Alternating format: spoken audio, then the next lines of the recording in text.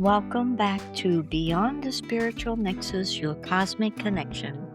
I'm your host, Diana Rose. And I'm Xandra. Welcome back to Cosmic Monday, where we like to talk about all things mystical, magical, and supernatural. Yes, we do. Tonight, we have decided we're going to go diving into a often mysterious corner of the spiritual world. It's the one where starseeds and indigo children reside. Yes, I love that topic. It's very cosmic. It is. And if any of you have ever looked up at the night sky and looked up at the stars and felt them calling to you or speaking to you, this episode is for you. And we want to go below the surface tonight. So we want to introduce to you the actual galactic lineages, the generational waves of cosmic souls, because it's not just indigo children, people. We also want to talk about the physical signs of cosmic DNA and the phenomenon of cosmic amnesia. So let's step beyond the veil, shall we? Yes, so let's start with the foundation, Xandra. Many people want to know exactly what is a starseed. And for those of you who know, just follow along. Well, to put it simply, a starseed is an advanced soul that originated in another star system, another galaxy, or another dimension before incarnating on Earth. While their physical bodies are human, their soul carries cosmic frequencies, energy, and cosmic DNA. Their arrival on Earth comes with a really specific mission. Usually, it's to help anchor some kind of energy to the planet, like a higher vibrational energy into the planet. Usually, during times of evolutionary transition, kind of like the universal shift we're all living through now. And we are living through a shift right now. We sure are. But here's the thing, and one of the most fascinating parts of it is the veil of forgetfulness, or what they call cosmic amnesia. When a star soul enters a human womb and takes on a physical body, they completely forget their origins. They have to live an authentic human life, and those lives can also be very hectic. It could be a human life that has a lot of turmoil in it, until something happens that triggers their awakening. Yeah, and that awakening, it's just never going to be a walk in the park. It can look like a really profound spiritual crisis of some kind. Yes. This really intense disillusionment with society, our standards, what we consider normal. It's kind of like the soul wakes up one day and just goes, wait a minute, this isn't my true home. I have work to do. Yeah. That's a wonderful way to put it, Xandra. I like that. So if any of you out there are listening or thinking, wow, I felt like that myself. I felt isolated my entire life, or I felt alone, or that I was different. You are not alone. You really aren't. And, well, from a psychological standpoint, you could look at what the famed psychologist Carl Jung called the individuation process. That's basically, kind of when you look within yourself and you try to find out who you are, where you're coming from, what your purpose is. That's kind of mirrors the starseed awakening. Yeah. So what happens when a starseed wakes up? What happens? Well, when a starseed wakes up, they usually start tracing their soul lineage. That's true. Yeah. Even though there are many star systems out there, there are 3 primary lineages, Xandra, that people resonate with the most. And we'll break them down for you tonight. We're going to start with the Palladians. Xandra, do you want to start with the Palladians? Oh, you want me to do it? Sure, I'm handing you the baton, girl. Well, okay, so Palladians originate from Pleiades, which most people know as the Seven Sisters star cluster. Yes. slight tangent. In Greek mythology, these were the 7 daughters of Atlas, placed in the sky to escape the hunter Orion. Yes, I love that. So, something I find really interesting, Diana, is we have all these ancient cultures from all over the globe. They never spoke to each other, but they independently started calling this cluster the Seven Sisters. So Yes. the Aboriginal Australians, I know, call it the Seven Sisters in the dreaming. There's also Native Americans, I believe the Cherokee, I'm pretty confident they also call it the Seven Sisters. Yes, it's actually very fascinating, Xandra. It's like it's like a shared global memory. In fact, the fact that they completely disconnected cultures identified the Pleiades with almost identical mythologies is a phenomenon. Is it? I think so. Researchers call independent invention. It just shows how deeply rooted these stars are in human consciousness. Yes, they really are. So sorry, I got us off topic. The Pleiadian souls operate heavily through the heart chakra. Yes. If you find yourself to be a really empathetic and highly creative person, if you're drawn to music and art and you prefer gentle healing, you may carry Pleiadian soul DNA. Yes. The Pleiadians are here to teach humanity the power of unconditional love. They're here to teach us community. They're our nurturers. Yes, they are. They're definitely nurturers. And then we have the Syrians coming from Sirius, which is frequently called the dog star. It gets the name because it's the main sparkling jewel in the constellation Canis Major. The great dog. The great dog, yeah. We got a great dog at home. We do. The great dog who follows Orion through the night sky. Sirius is actually the brightest star we can see from Earth, or at least one of them. Another one it's not a star, but you can see Venus pretty often. Yes. Ancient Egyptians, sorry, another tangent, actually worshipped Sirius and its appearance in the night sky. I'm sure you knew that. Of course I knew that, Xandra. When it shows in the dawn sky, astronomers call that the heliacal rising of Sirius. That marks the day the Nile River would flood. Yes. Okay? It would do this yearly, and water is a very important thing in the desert. Of course, I imagine it would If you want any kind of fertile land, you really do need water. So that was a huge deal. Their entire calendar was kind of built around this. It was like an anchor. Yes, it was. Yes, it was. And then also, Syrians are naturally ancient mystics and guardians, Xandra.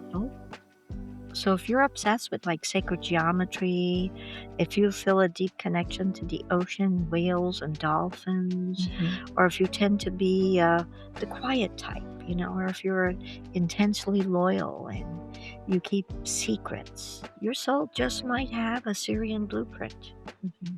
You could be tapping into thousands of years of real human history. That's so interesting. They say the ocean is very similar to space. We also haven't explored the majority of the ocean. Well, anyway, sorry.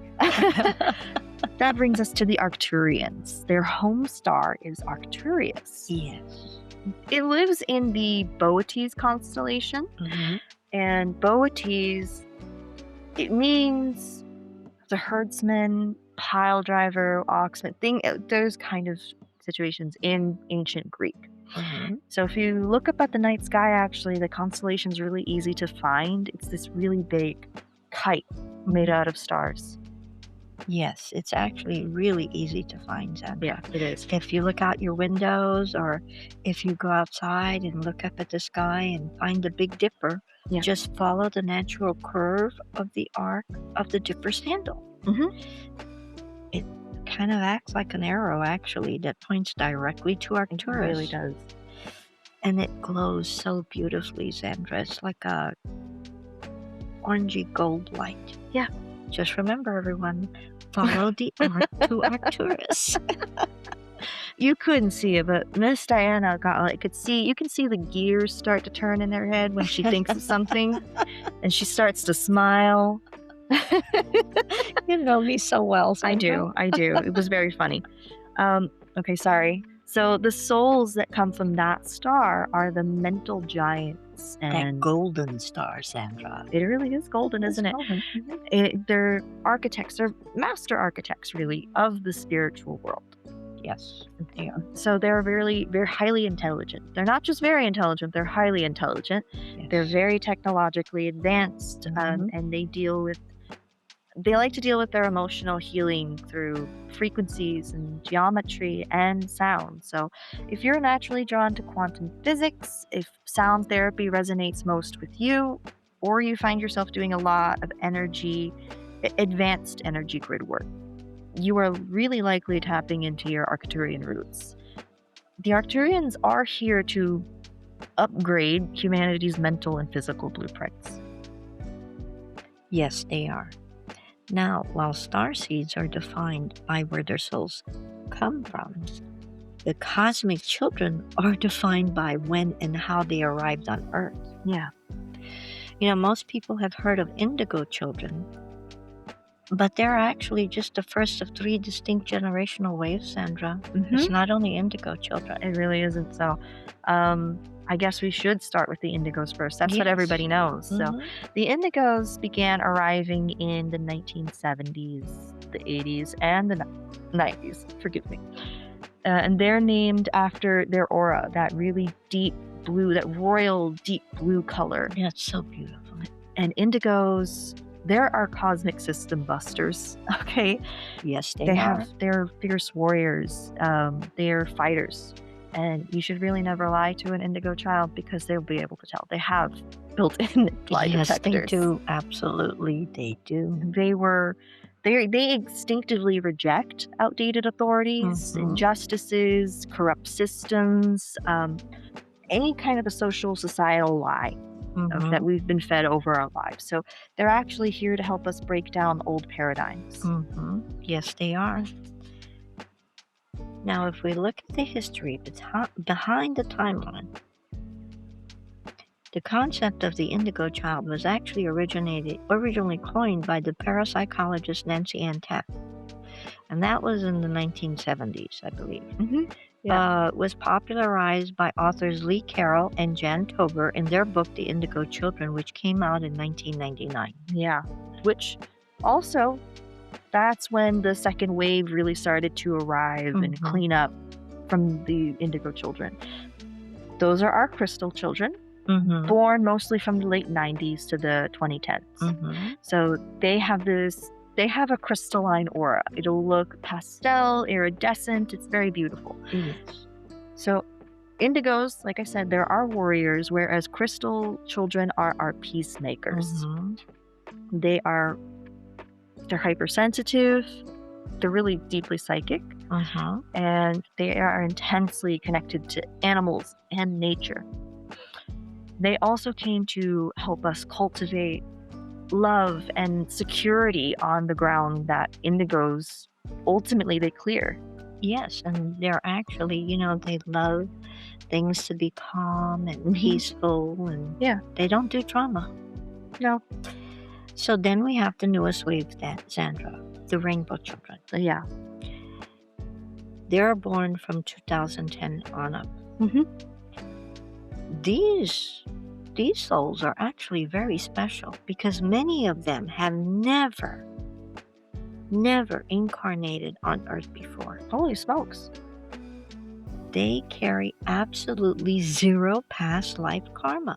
Could you imagine that, Sandra? I can't. That's zero past life karma. That's not been my experience. They have vibrant, multicolored auras. They possess immense spiritual gifts from early childhood. And they actually function from pure fearlessness. Yeah. They have unconditional joy. They're here to show us what human evolution actually looks like when it's unburdened by the past. I can't imagine that. Totally. No. I know this all sounds incredibly magical, But if we look at the practical reality of how this manifests in daily life, Xandra, Yeah. I mean, think about it. Carrying a high frequency cosmic soul in a dense physical human body, Yeah. that has to create very specific physical and psychological traits that our listeners might actually recognize within themselves. Yeah. So Yeah. I think it would be best to start with physical markers first. So Yes, let's do. many of the cosmic souls, they report having lower than average body temperatures, of Yes. course, as well as low blood pressure. Yes. And also, there's an extreme sensitivity to artificial lights, Wi-Fi signals, and loud noises. They also tend to suffer from extreme fatigue, like you said, sort of that cosmic soul in this dense reality of humanity. It tends to create this physical fatigue and also food intolerances because their nervous systems are really wired differently from ours. Yes, they are. They're like incredibly sensitive little antennas. Yes, Sandra, but I would think that anybody from the cosmos would be sensitive to our food. We're sensitive to our food. Yeah. They put so much in it nowadays. Anyways, I'm not going to get started on that, Sandra. Maybe another time. But if science actually has a fascinating name for all these physical markers that you talked about. And they call it sensory processing sensitivity. I think that's very technical. Or HSP, which is much simpler, a highly sensitive person. That was a term that was coined by the psychologist Dr. Elaine Aron in 1990. So speaking of psychology, research actually shows that roughly, I think it's 15 to 20% of the population has a nervous system it's wired differently. Like I said, it processes sensory data differently, more deeply than most people. Yes. So if you feel completely overwhelmed by loud noises and bright lights and crowded rooms, it's not just a spiritual phenomenon. You're not alone in this. No. So your physical nervous system it's wired differently. If any of this resonates with you, there's a really strong chance that you are actually a rainbow child. Absolutely.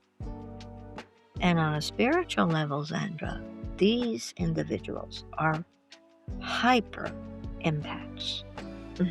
They absorb all the emotions and energy of a room like a sponge. Yes. Think about it. This could make crowded places feel completely draining. They also tend to have vivid, reoccurring dreams of flying, maybe being in a spaceship, or living in an advanced futuristic world. And actually, from a very young age, they have a deep aversion to 9-to-5 structures. Very rigid structure. Yeah, they don't want to follow the norm, so to speak. Yeah, which actually brings us to the biggest struggle of all. There's this really profound feeling of isolation that seems to be really common. It's got to be exhausting trying to fit that cosmic square peg into this earthly square hole. Oh, yeah. That's exactly why you really got to find your grounded ritual practice. It's a survival mechanism. Yes, it is. Definitely.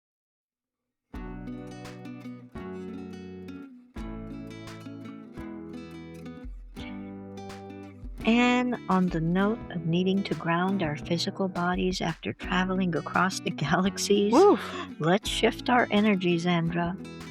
It's time to slow things down, pour a cup of something warm, and step into our ritual space. Yeah, let's take our little astronaut helmets off. Yes, let's take our helmets off. Everybody, welcome deep breath. To tea and tarot. That's my favorite part. It's my favorite part as well. Oh, Diana handled brewing today. Oh, yes. Let's... So can you tell me what I'm about to ingest? Oh, yes. Tonight we're drinking beautiful Blue Lotus and mugwort. Good job. Bling. Oh gosh. Oh, Good job. the Blue Lotus is incredible for calming the nervous system while gently opening up the third eye chakra, Xandra. And the mugwort. Mugwort. Wort. Oh gosh. It I swear we're enhances our serious. intuitive integration. Yeah. You know, it's perfect. It's a perfect blend to soothe the tired cosmic soul. You're not here, so you can't smell it, but I will describe it as very floral. It's a beautiful smell. So, I guess we should get to the tarot portion while she's brewing. Do you want me to shuffle, or do you want to shuffle tonight? I would love to shuffle tonight, Oh, okay. Xandra. Go right ahead. Okay, I'm gonna be shuffling here. Let's see if we can connect to the universe and see what it wants us to focus on this week. Okay, I'm shuffling the cards. Tell me when to stop, Xandra. Right there. The Chariot. Oh, when we look at this card, we see a warrior. I would say he's a triumphant warrior. Yeah. He's standing beneath the canopy of stars, pulling a chariot, led by two sphinx, one black and one white. He holds no reins. He steers them completely through his willpower and the wand in his hand. Yeah, that's such a funny pull for this topic. So the Rider-Waite Chariot, that one's all about focus, determination, and mastering opposing forces, hence the two different sphinxes. And he doesn't even need the reins to control them. And also maintaining control while navigating between those two worlds. Yes, exactly. Look at those black and white sphinx. They represent dualities, like the cosmic realm and the earthly realm. Oh yeah. You know, so in this context, basically it's like a reminder that being a starseed or an indigo means learning how to harness those opposing forces. You're piloting a vast cosmic soul within a dense physical earthly vessel. The chariot tells everyone listening, even when life pulls you in two different directions, you have the internal alignment to steer your path through all earthly chaos. Yeah. Remember, you are the master of your journey.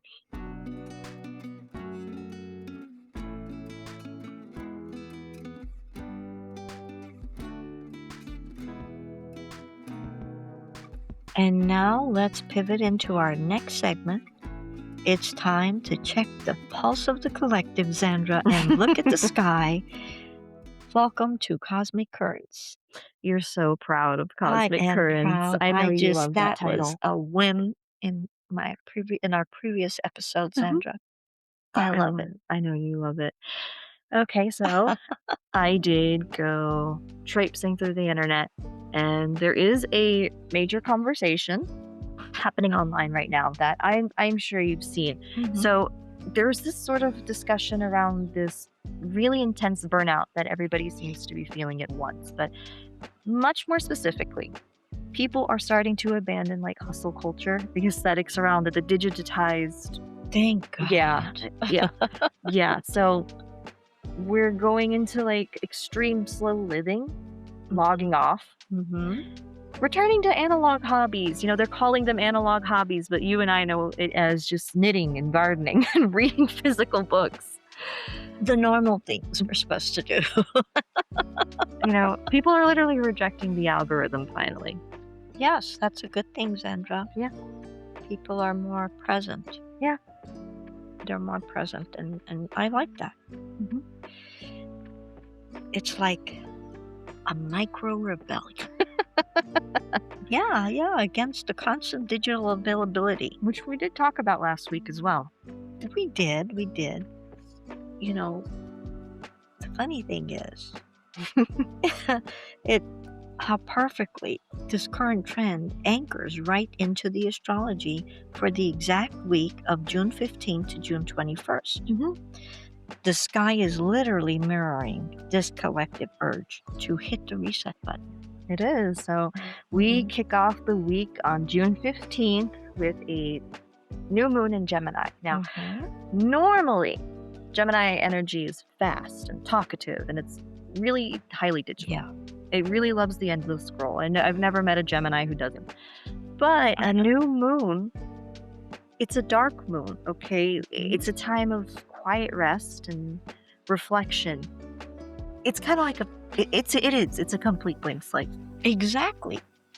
And because the new moon is happening in Gemini, it's like squaring Neptune in Pisces. Yeah. Neptune, as we know, rules illusions, dreams, and the digital fog we often get when we get lost, that we usually get lost in. So this square means the universe is intentionally shining a spotlight on our mental exhaustion. Sure. It's the perfect cosmic green light to clear your browser tabs. That's really targeted. Mute group chats that drain you and decide what thoughts or stories you actually want to give power to moving forward. I already decided what group chats I'm muting. What about you? I'm working on it. Oh, you do? Okay. You should get that in line.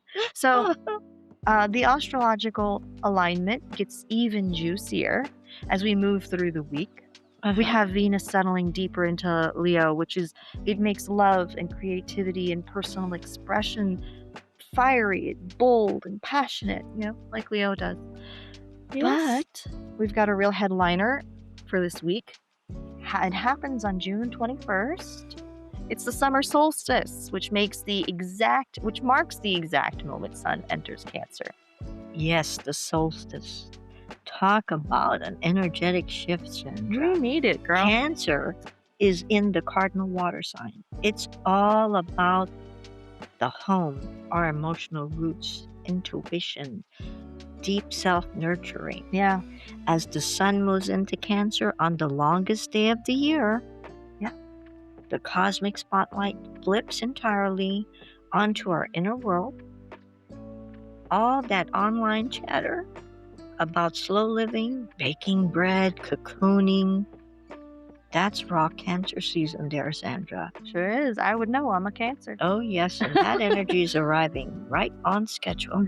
It's kind of like the cosmos just giving us a permission slip to hibernate in the middle of summer.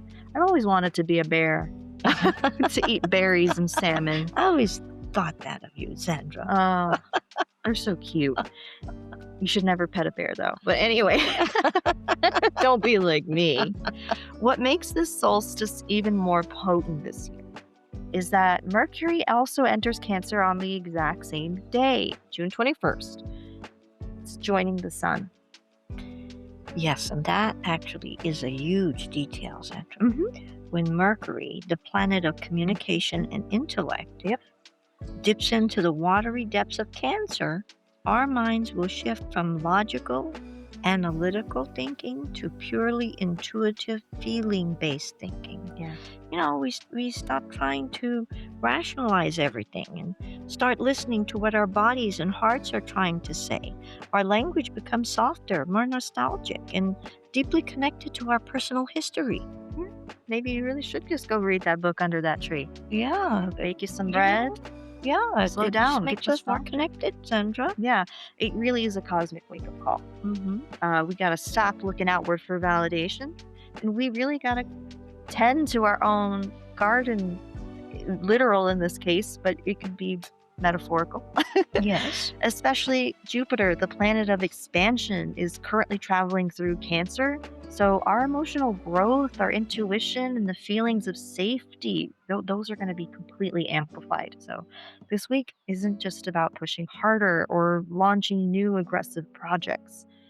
You got to land like a cat back on your feet, back in your physical body, honoring your emotional sensitivity and nesting.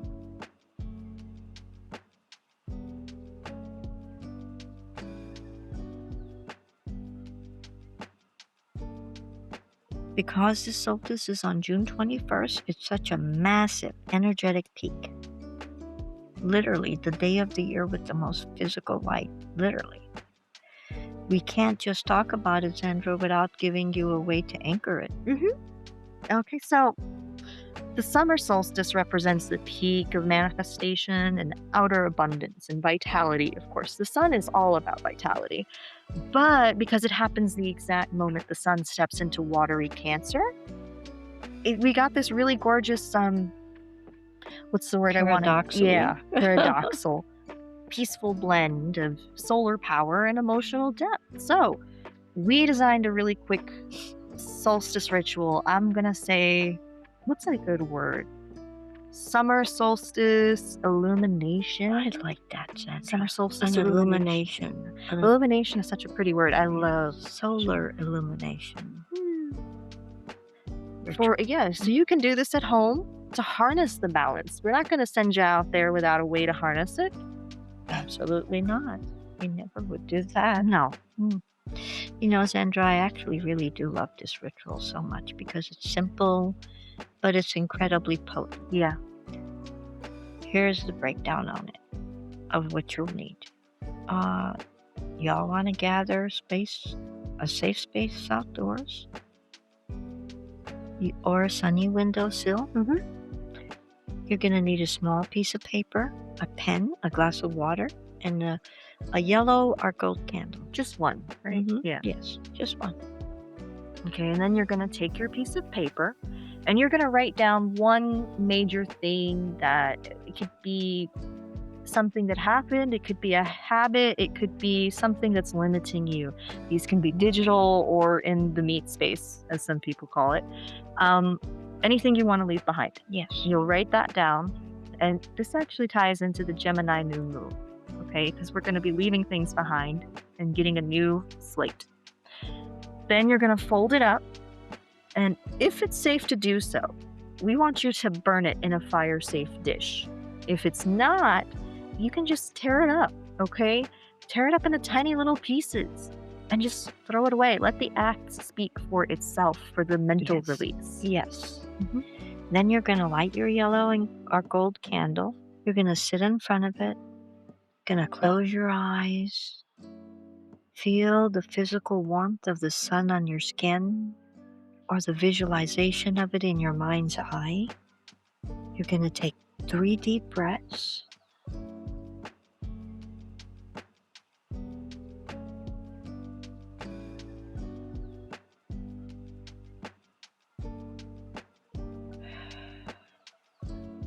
And you're going to say out loud or in your heart, I activate my inner light. I am rooted in my truth, and I allow my highest path to be illuminated. So then you're going to take your glass of water and place it on your sunny windowsill or outside in direct sunlight for at least 1 hour. If you've ever made moon water, this is going to seem super familiar to you. If you do place it outside, make sure to cover it in some way. We don't want you eating any bugs, okay? Because you can drink this, okay? The sun will energetically charge the water. It'll give it that vibrant solstice vitality. And when you do drink it, I want you to go ahead and visualize that warm sunlight, that solar energy filling every single cell of your body. It's a beautiful and embodied way to bridge the fire of the solstice with the water of Cancer season. If you try this ritual, we want to hear about it. Yeah. Take a photo of your setup, tag us on Instagram at The Spiritual Nexus, and let us know how your energy shifts. Yeah, we can't wait to see your altars, your sunny windowsills, however you decide to do this. Do not fight the currents this week. No, you should really lean directly into the slow living. The universe is begging you to recharge with us, to recharge your batteries before the energetic pace picks up later this year. Thank you for sharing this beautiful space with us today. Whether you're a Palladian starseed, a fiery indigo, or just a beautiful soul searching for meaning, know that you are never alone. You have found your tribe. Now, before we close out for the week, we want to hear from you. That's our favorite part of creating this space. Sure is. It's building a literal nexus of community, connecting. And that means that your voices come on to the show. Yeah, so we want to know, have you ever had a wild spiritual coincidence happen? Do you have an unexplainable experience with the metaphysical? Or maybe are you curious about your own likelihood of being a starseed? Or maybe you just got a burning question about tarot, astrology, or some energy work that you want us to nitpick and unpack. Whatever it is, send it our way. You can email us your stories or send us a short voice note directly to hello@spiritualnexuspodcast.com. You can also find us on Instagram at The Spiritual Nexus. We will be answering your single questions and sharing your cosmic experiences in our upcoming episodes. Thank you so much for sitting down with us today at the Spiritual Nexus. If you enjoyed this episode, don't forget to hit subscribe, leave us a review, and share this episode with a friend who appreciates a little bit of history and a little bit of magic. Until next time, protect your peace, stay curious, and take care of each other. Peace out till we meet again next Cosmic Monday in the Nexus.